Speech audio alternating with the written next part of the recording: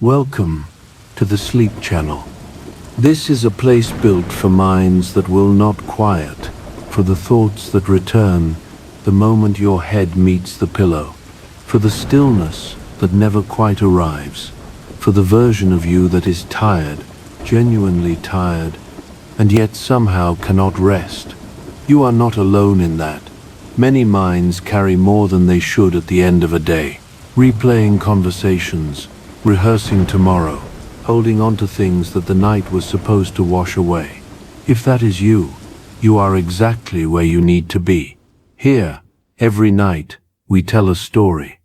Not just any story, an ancient one, drawn from the mythologies of civilizations that lived and breathed and wondered long before us. People who looked at the same stars you look at and built entire worlds of meaning around them.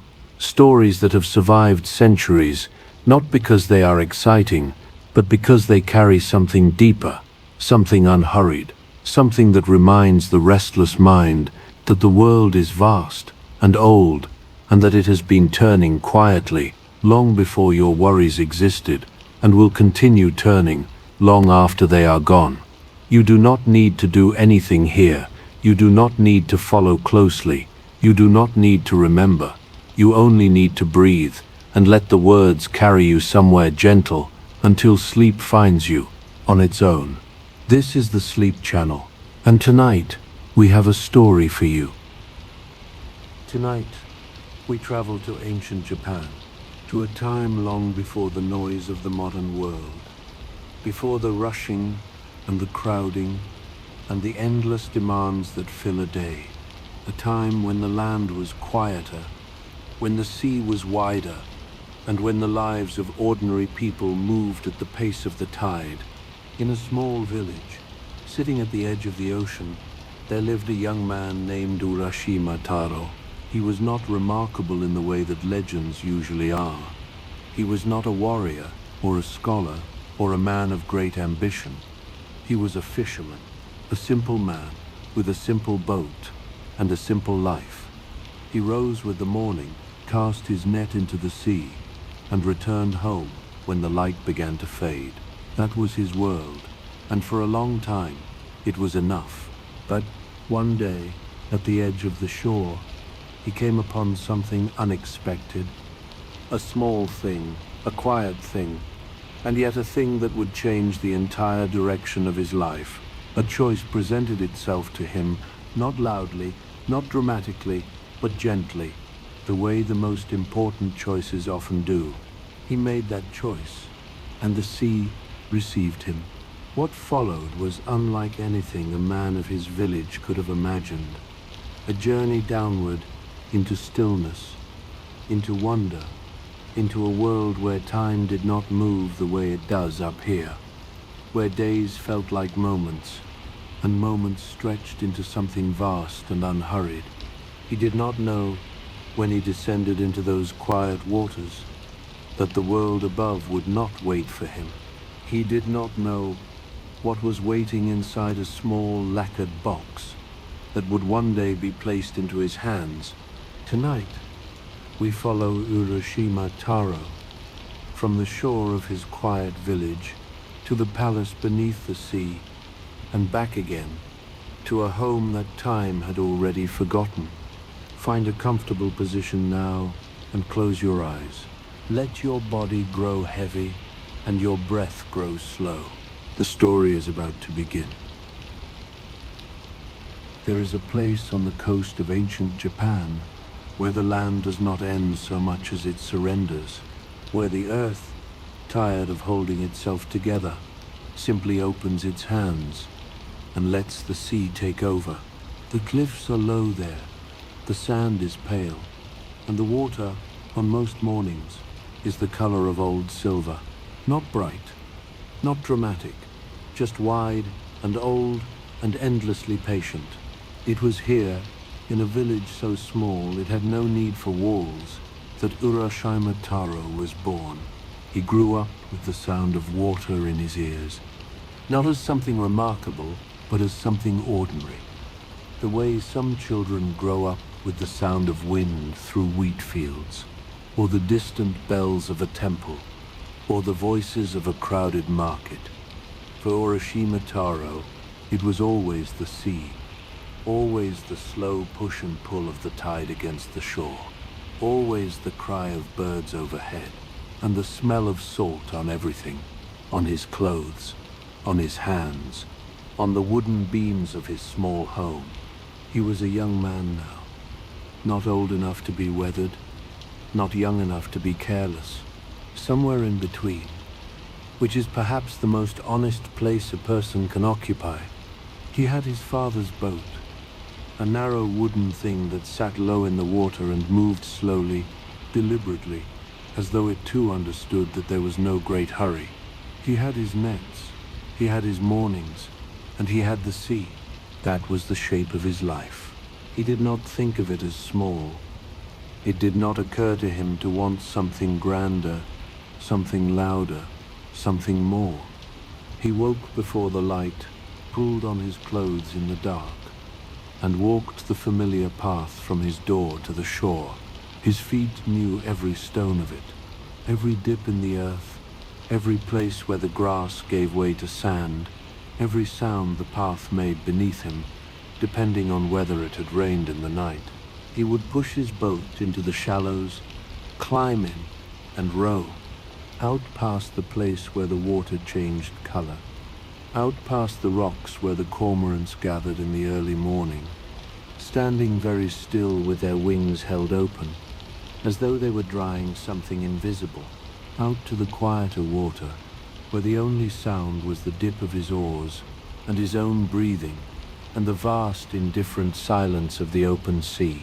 He would cast his net, and then he would wait. This was the part of his day that other men might have found difficult.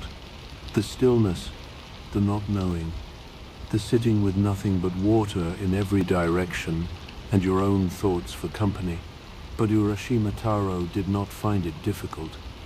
He found it necessary, as though the open water did something to him that the land could not, as though it smoothed something in him that the hours on shore had quietly roughened. He was not a complicated man, but he was a feeling one.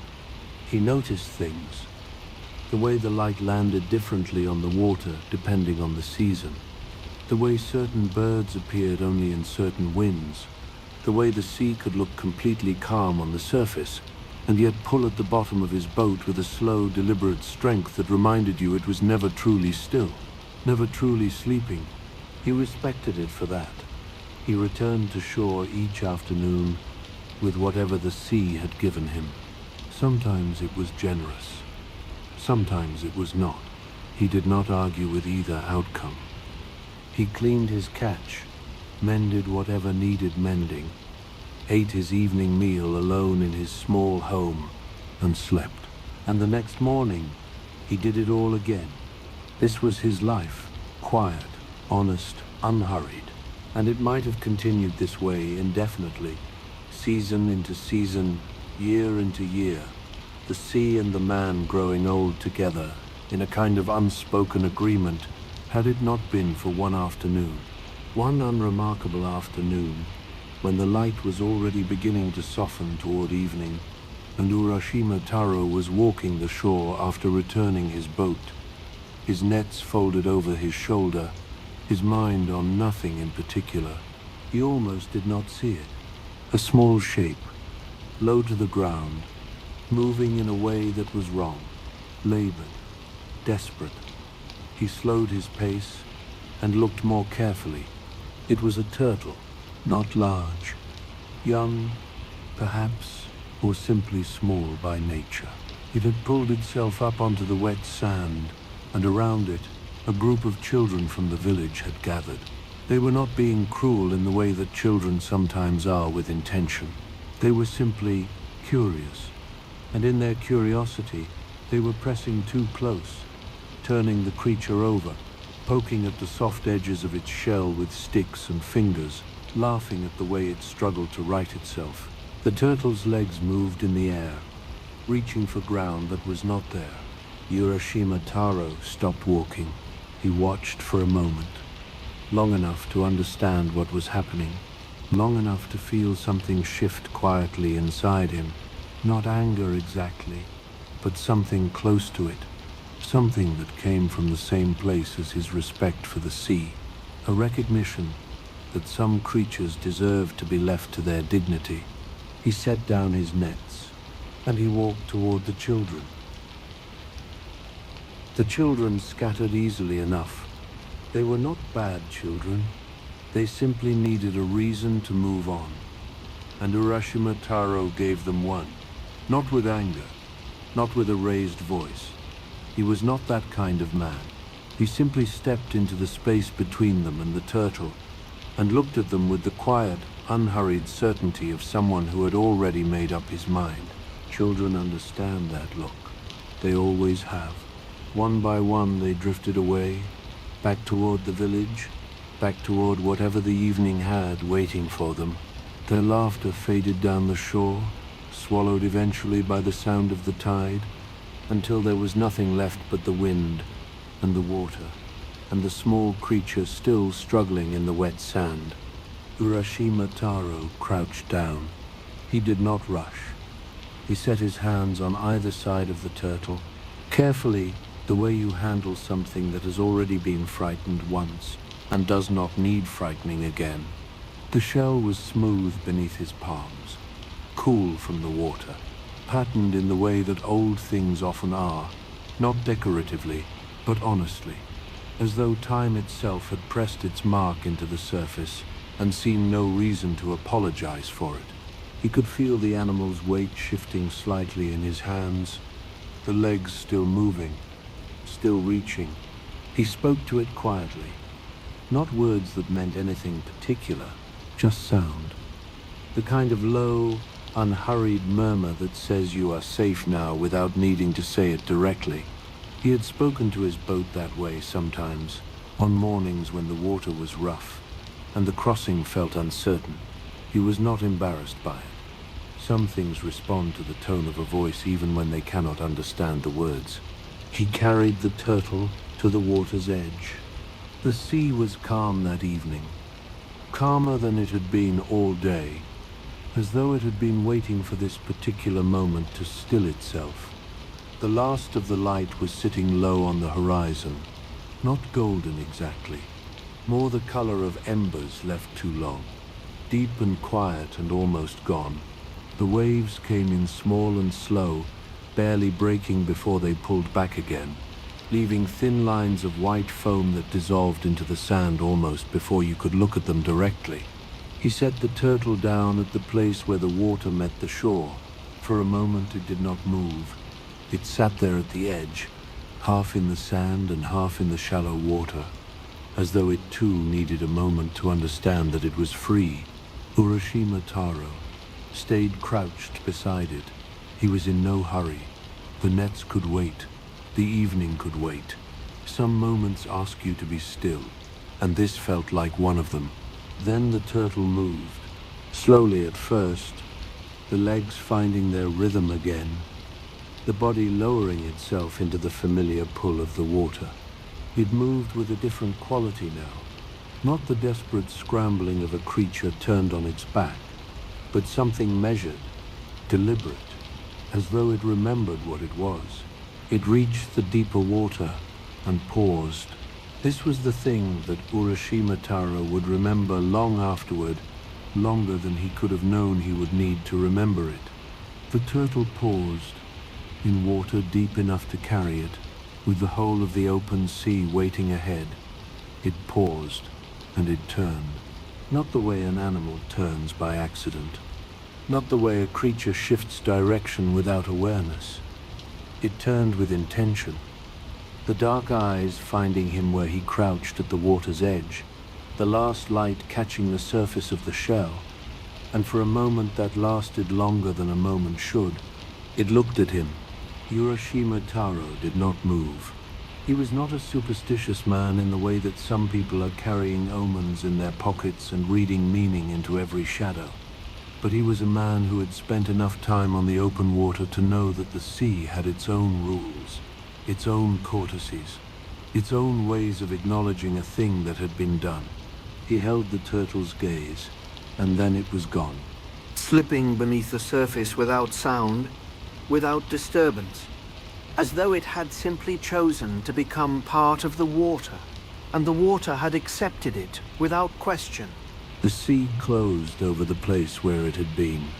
Urashima Taro stayed crouched at the water's edge for a long moment after. The foam came and went around his feet. The wind moved through his hair. The last color was leaving the sky now, slowly, the way light always leaves, not all at once, but in degrees, as though it is reluctant to go. He picked up his nets. He turned toward home.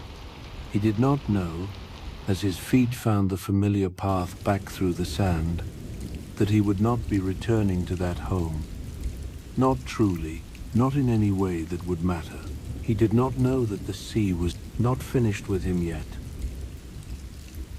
He slept deeply that night, deeper than he usually did, which was saying something for a man who had spent his life doing honest work with his hands.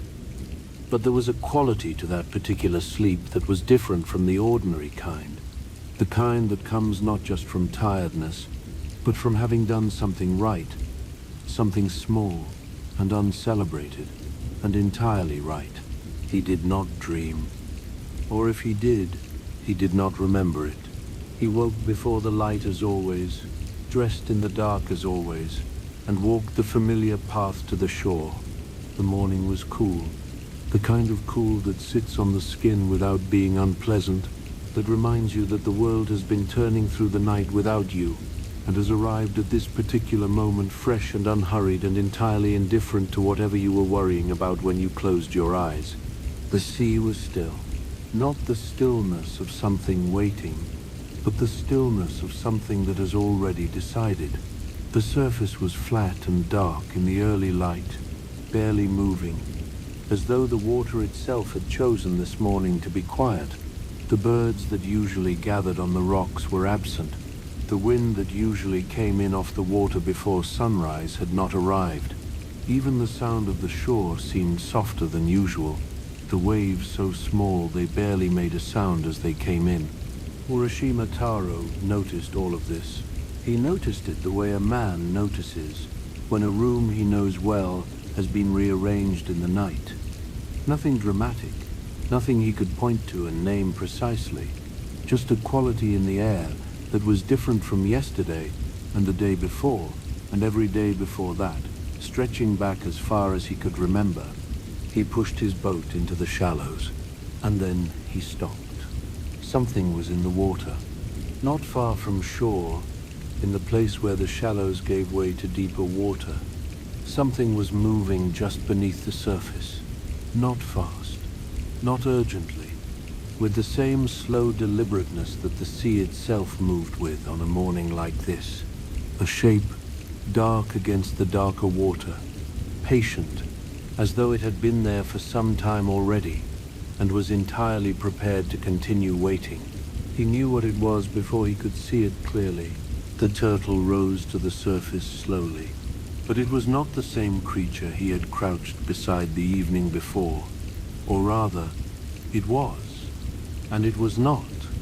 The shell was larger now, much larger, wide and ancient, and patterned with the kind of depth that takes centuries to accumulate, not the smooth surface of a young thing, but something layered, something that had been pressed upon by time and tide and the weight of deep water until it had become something else entirely, something that belonged to the sea, the way the sea itself belonged to the earth.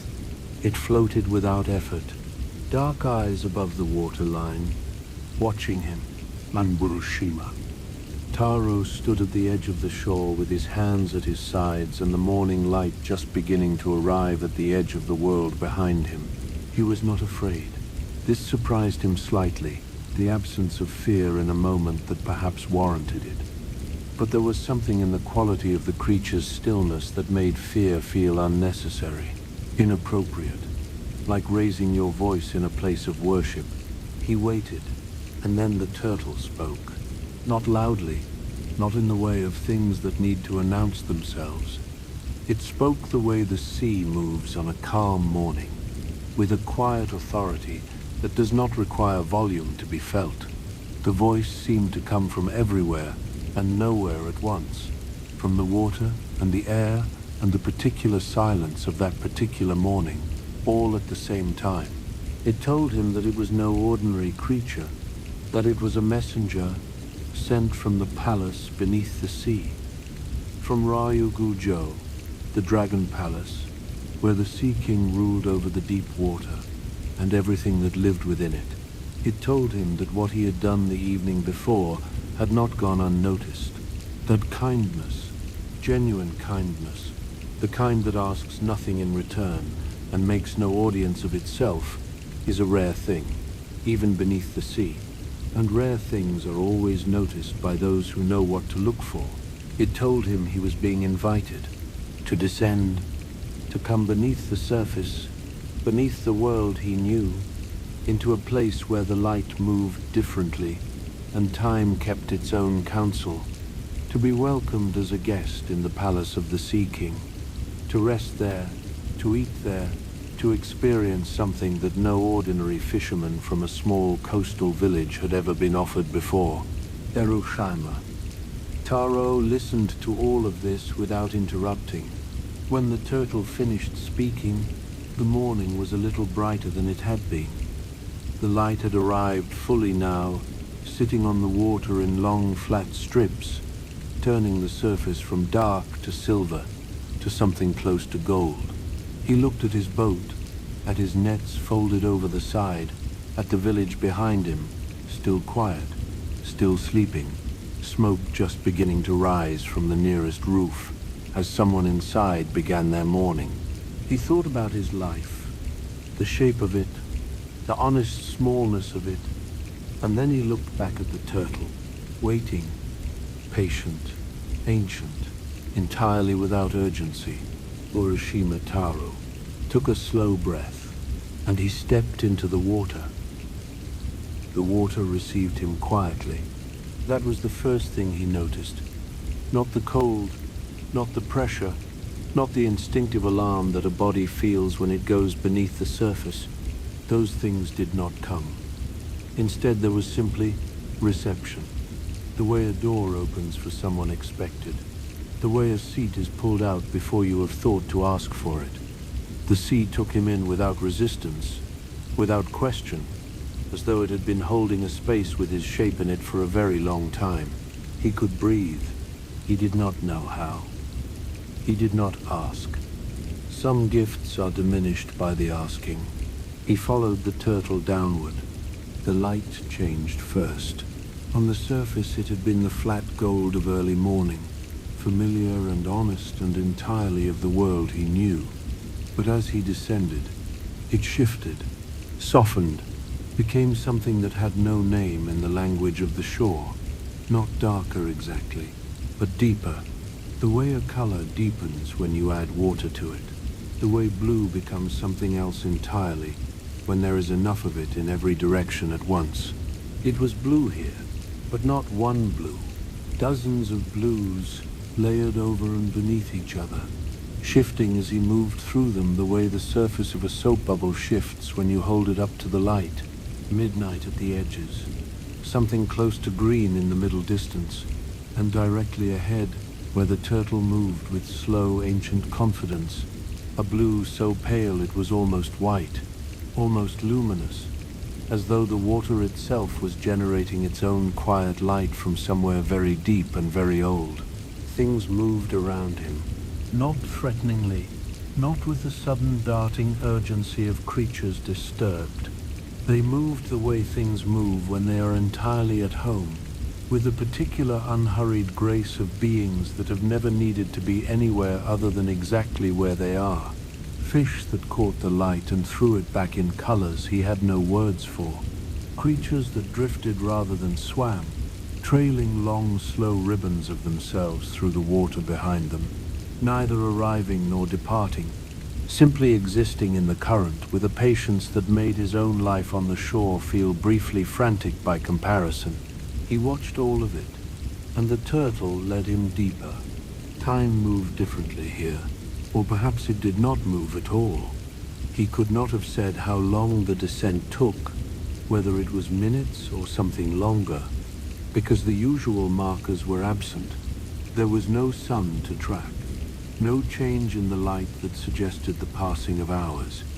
There was only the water and the stillness and the slow, certain movement of the ancient creature ahead of him, and the growing sense that he was approaching something. Then he saw it. It appeared below him gradually, the way land appears to a sailor who has been at sea long enough to stop expecting it. First just a suggestion, a gathering of shapes in the deep blue that seemed more deliberate than the water around them, then outlines, then detail, then the full extraordinary fact of it, rising from the floor of the sea, like something the ocean had dreamed and decided to keep. Ryugu-jo, the Dragon Palace. It was built from things the sea had made over centuries. Coral in colors that had no equivalent on land. Stone worn smooth by water, until it held a light of its own. Pillars that rose with the quiet confidence of things that have been standing long enough to stop thinking about it. The rooftops curved upward at their edges, in the way of ancient Japanese architecture, but larger here, grander, and draped in the kind of stillness that only comes with great age and great depth.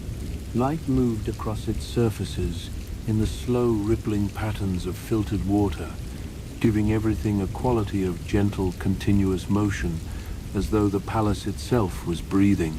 The gates opened as he approached. Inside, the warmth arrived first. Not the warmth of fire, not the dry, crackling heat of a hearth on a winter evening.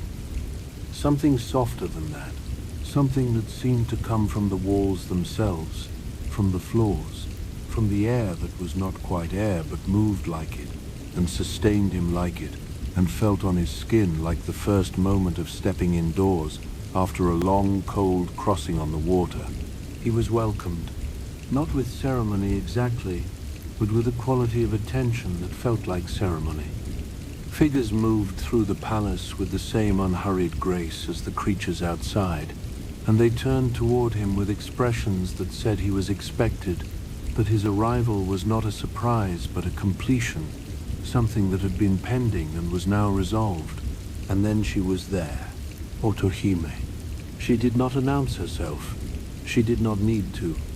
She simply appeared in the way that certain presences make themselves known, not by volume or movement, but by a shift in the quality of the air around them. She was the daughter of the Sea King, and she carried that fact, the way the palace carried its age, not as a burden, not as a performance, but as something that had simply always been true, and saw no reason to apologize for itself.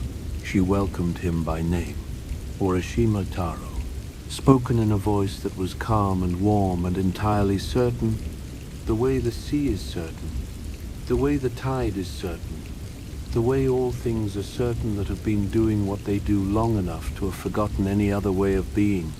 She invited him to rest, and for the first time in his life, Urashima Taro felt no pull toward the shore.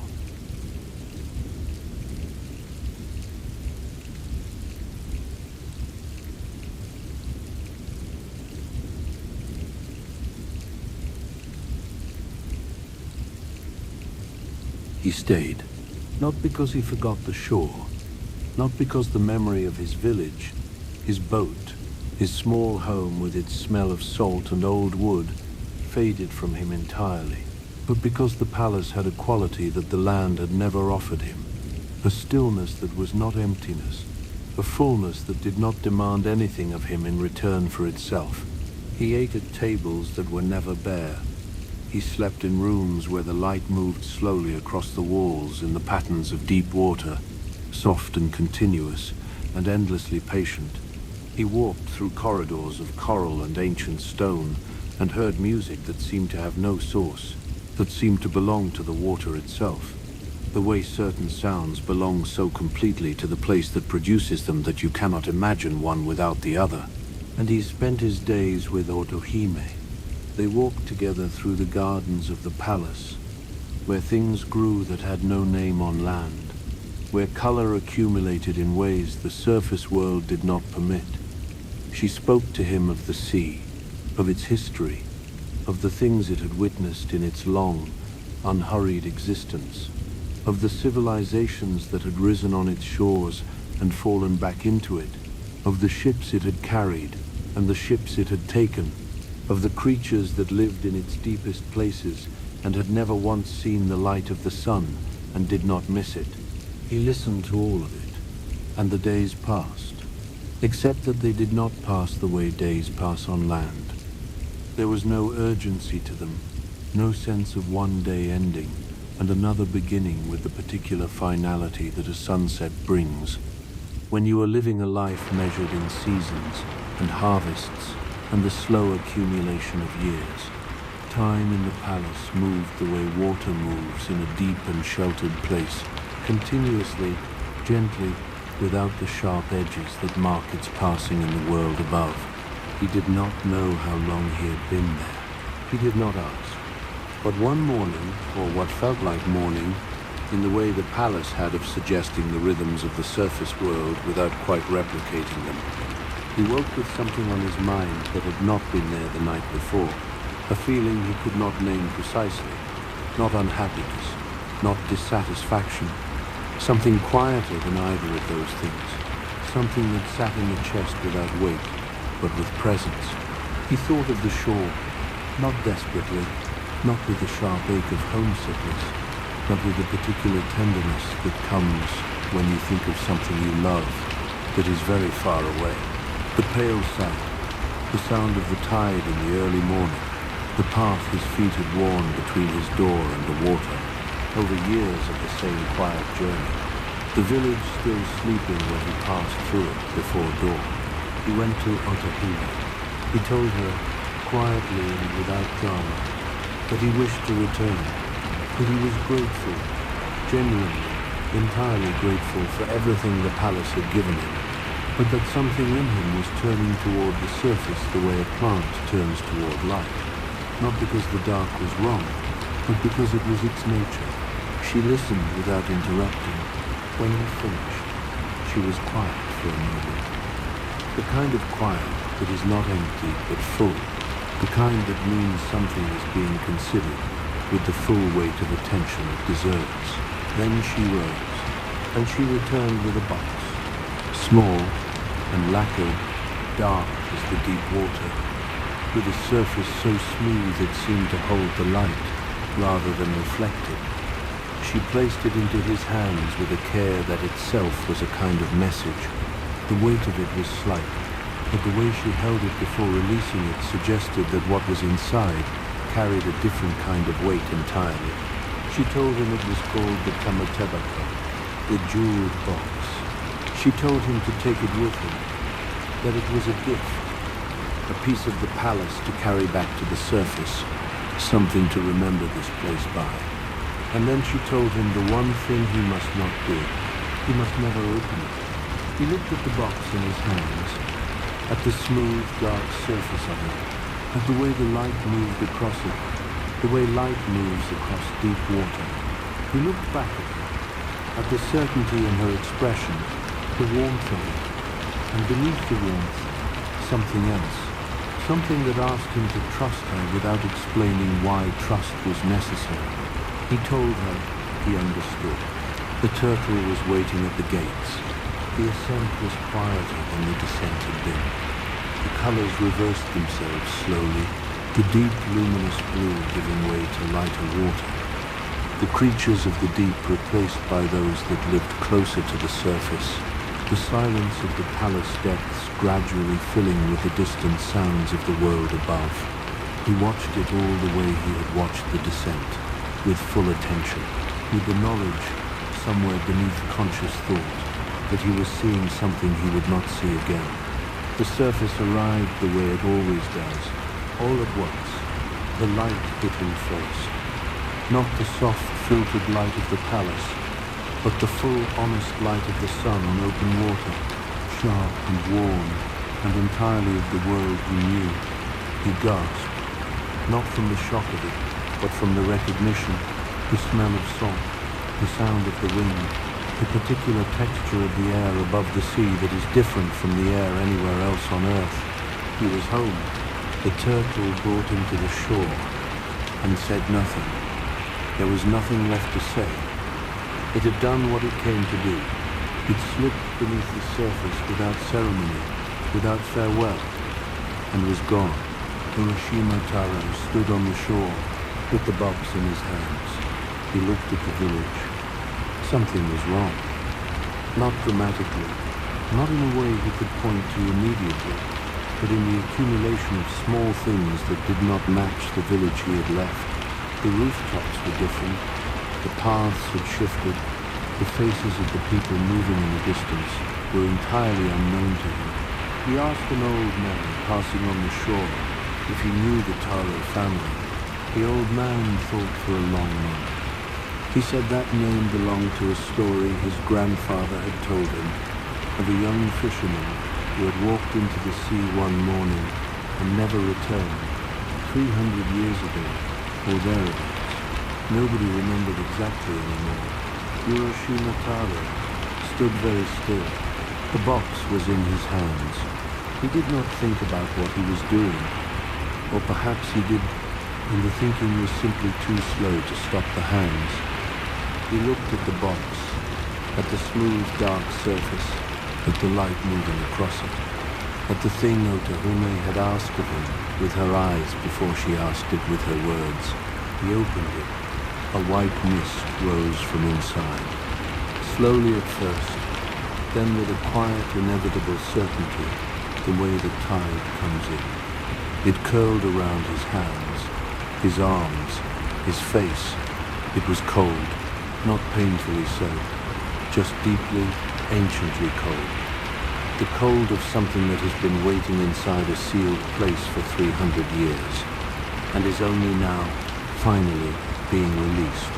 He felt it move through him, and he understood. The mist was time.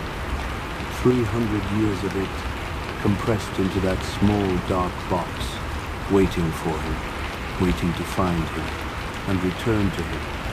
Everything the palace had held in suspension while he rested beneath the sea. He felt it arrive in his bones first, then his hands, then his face, the weight of 3 centuries settling into a body that had not aged a single day to receive them. He sank to his knees on the pale sand. The shore was quiet around him. The tide came in and went back. The wind moved through the place where he knelt. The sun continued across the sky with a complete indifference of something that has watched this kind of thing before and knows that it will watch it again. And Urashima Taro, fisherman, guest of the Dragon Palace, keeper of a promise he had not kept, closed his eyes. For the last time, on the shore he had always loved. Good night.